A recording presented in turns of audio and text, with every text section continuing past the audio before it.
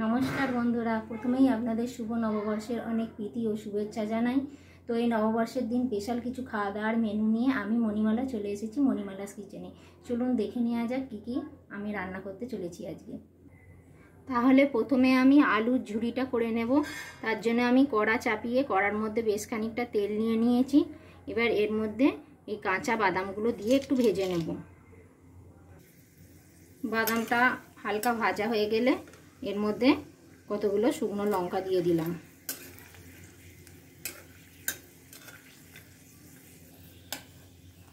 শুকনো লঙ্কা আর বাদামটা ভাজা হয়ে গেছে, এর মধ্যে কারি পাতা দিয়ে দিলাম। কারি পাতা, শুকনো লঙ্কা, বাদাম সব ভাজা হয়ে গেছে। এবার এগুলো তুলে নেব। এবার এই তেলের মধ্যেই আলুগুলো অল্প অল্প করে ছেড়ে ভেজে নেব।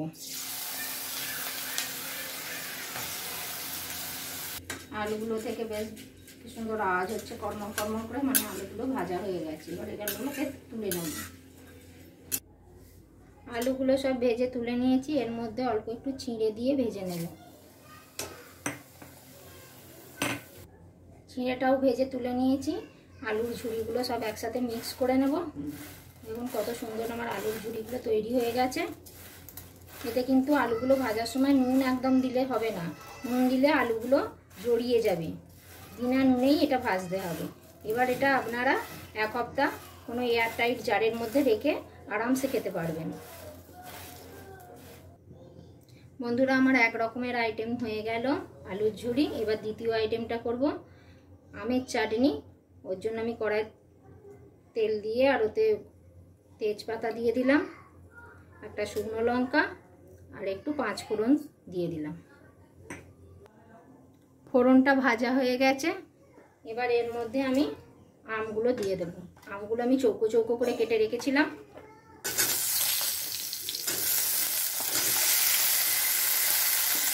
আমগুলো দিয়ে আমি ভালো করে ভেজে নেব।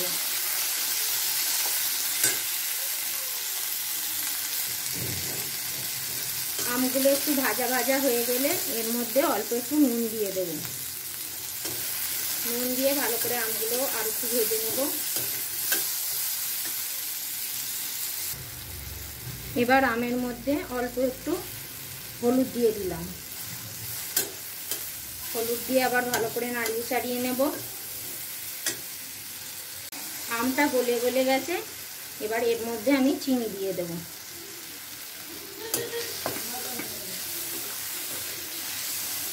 আমটা ভালো মতো গলে গেছে। চাটনিটাও তাহলে আমার তৈরি হয়ে গেল। গ্যাসটা অন করে আবার কড়া চাপিয়ে দিয়েছি। কড়া একটু তেল গরম হতে দিয়ে দিয়েছি।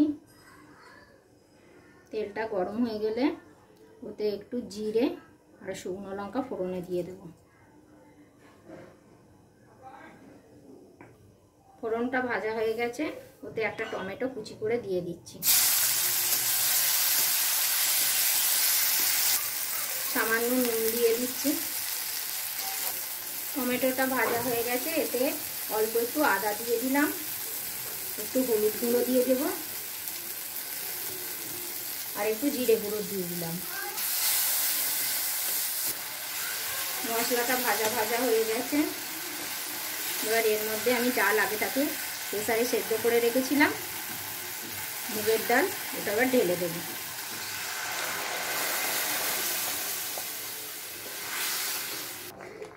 ডালটা নুন দিয়ে ভালো করে ফুটিয়ে নিয়েছি। এবার উপর থেকে ধনেপাতার কুচি ছড়িয়ে দেব। ডালটা তাহলে তৈরি হয়ে যাবে। আমার তৃতীয় আইটেমটাও তাহলে তৈরি। বন্ধুরা, এবার আমি বানাবো চতুর্থ এবং আমার স্পেশাল আইটেম। এতক্ষণ তো আমি সাধারণ আইটেমগুলো বানিয়ে নিলাম। এবার আজকের যে মেন আকর্ষণ সেটা হবে এই এঁচোড় দিয়ে। এঁচোড়টা তার জন্য আমি প্রথমে ছোট ছোট করে ডুমো ডুমো করে কেটে এঁচোড়টাকে সেদ্ধ করে রেখেছি।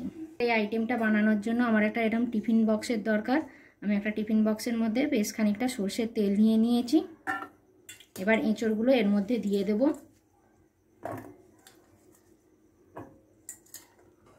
এবার আমি মিক্সের মধ্যে একটা মশলা বানিয়ে রেখে দিয়েছি, যার মধ্যে আছে সাদা সর্ষে, পোস্ত, চারমগজ, কাঁচা লঙ্কা, দই আর একটু নারকেল গুঁড়ো।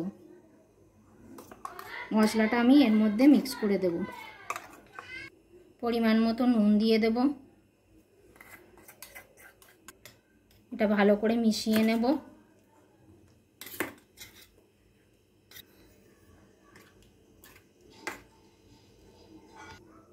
এবার ওপর থেকে ভাজা বেরেস্তা ছড়িয়ে দেব।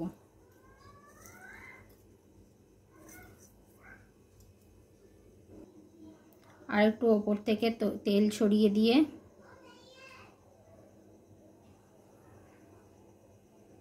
টিফিনের ডাব্বাটা বন্ধ করে দিলাম। এবার এটা আমি ভাপে দেব। আবার গ্যাসটা অন করে তার মধ্যে একটা কড়াই জল দিয়ে চাপিয়ে দিয়েছি। জলটা আমার ফুটে গেছে। এবার আমি এই এঁচোড়টা এই কড়ার মধ্যে ভাপে বসিয়ে দেব। এবার ঢাকা দিয়ে এটাকে 15-20 মিনিট সেদ্ধ করে নেব। বন্ধুরা, তাহলে আমার এই চতুর্থ আইটেমটাও হয়ে গেল। এবার আপনাদের টিফিন ডাব্বাটা খুলে দেখাই।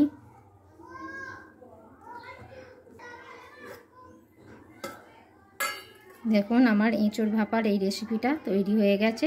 এটার নাম হলো এঁচোড় ভাপা। আপনারা এঁচোড় অনেকভাবেই খেয়েছেন, কিন্তু এরকমভাবে এঁচোড় ভাপা একবার করে দেখবেন, খেতে খুব অসাধারণ হয়।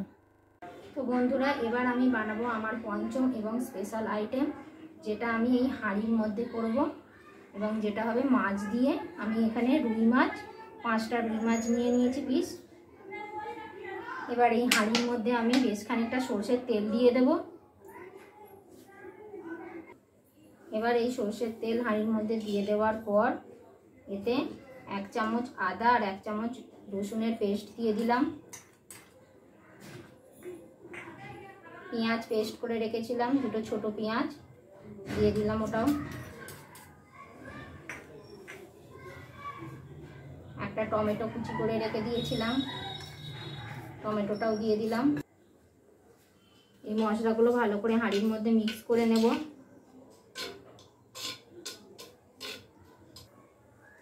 এবার আমি 50 গ্রামের মতো দই নিয়ে নিয়েছি। এটা আমি মিক্সিং জারের মধ্যে ভালো করে একটু ঘুরিয়ে নিয়েছি। এবার তার মধ্যে আমি 8 চামচের মতো হলুদের গুঁড়ো দিয়ে দিলাম, 8 চামচ ধনের গুঁড়ো দিলাম,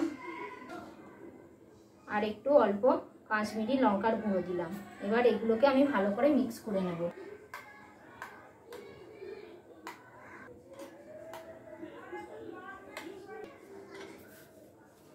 দইয়ের মিশ্রণটা এবার আমি হাঁড়ির মধ্যে ঢেলে দিলাম।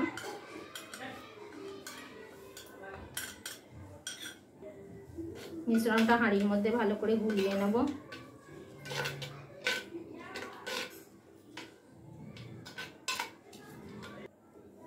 পরিমাণ মতো এর মধ্যে নুন দিয়ে দিলাম।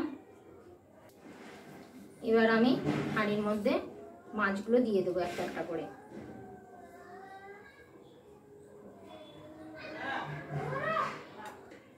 মাছগুলো দেওয়ার পর মশলার সঙ্গে ভালো করে মাছগুলো মাখিয়ে নেব। এবার উপর থেকে ধনেপাতার কুচি দিয়ে দেব।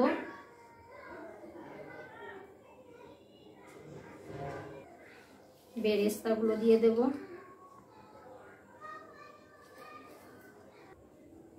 উপর থেকে আর একটু সরষের তেল দিয়ে দেব।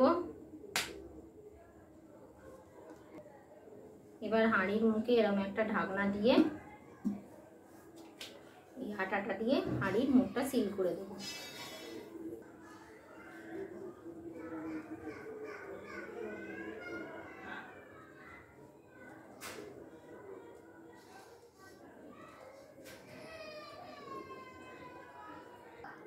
এবার আমি গ্যাসের ছোট ওভেনটা, সবচেয়ে ছোট ওভেনটাকে জ্বালিয়েছি। এর মধ্যে আমি হাঁড়িটাকে বসিয়ে দেব এবং আঁচটা একদম লোতে রাখবো।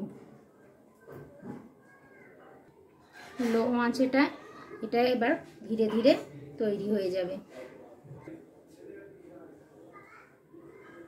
বন্ধুরা, আমার এই মটকা রুইটা হয়ে গেছে। মটকাটা এবার খুলে দেখা যাক ভেতরে তৈরি হয়েছে।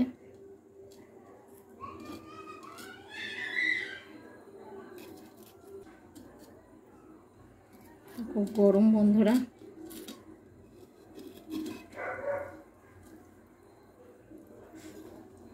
ও দারুণ বেনেছে বন্ধুরা, ভেতরটা দেখুন, ও ধোঁয়া উঠছে। তো বন্ধুরা, আজকে আমি আমার নববর্ষ স্পেশাল মেনু নিয়ে চলে এসেছি। মেনুর মধ্যে আছে সাদা ভাত, আলুর ঝুরি ভাজা, মুগের ডাল, এঁচোড় ভাপা, মটকা রুই, চাটনি আর রয়েছে চিপস ভাজা। আজকে এই নববর্ষ স্পেশাল ভিডিও যদি আপনাদের ভালো লেগে থাকে তাহলে আপনারা অবশ্যই লাইক, কমেন্ট, শেয়ার করে দেবেন।